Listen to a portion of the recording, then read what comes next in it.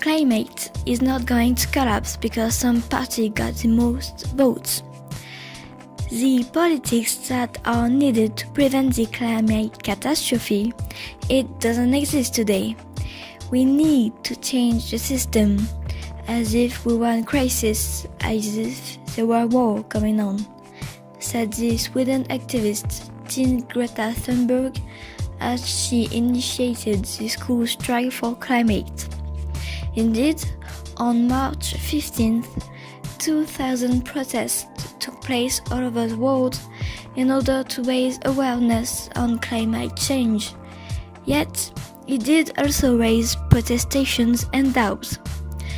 Keep on watching and get a deeper look on the international burning issue. First, we need to go back to what happened. As the Sweden teen suggested, students all over the world are going on a school break to protest in the streets against the environmental abuse we are facing in the 21st century. It gathered around 2 million students in around 123 countries and in a lot of French towns. It includes Australia, Japan, USA, France, Philippines, Italy, Hong Kong, Germany, Nepal, Sweden, United Kingdom, Finland, and more. Posters wandered in the streets with surprising and shocking headline signs. One says, "Save our planet, save our future." The other claims, "The climate is changing, why aren't we?"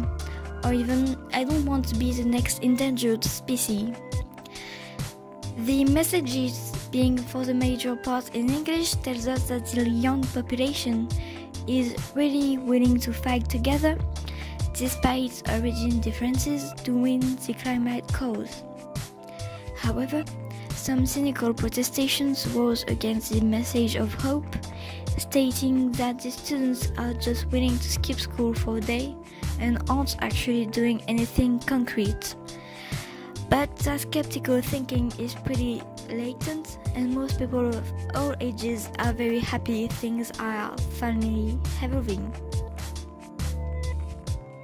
This revolutionary march began as a way to raise awareness on the big changes that are threatening our planet.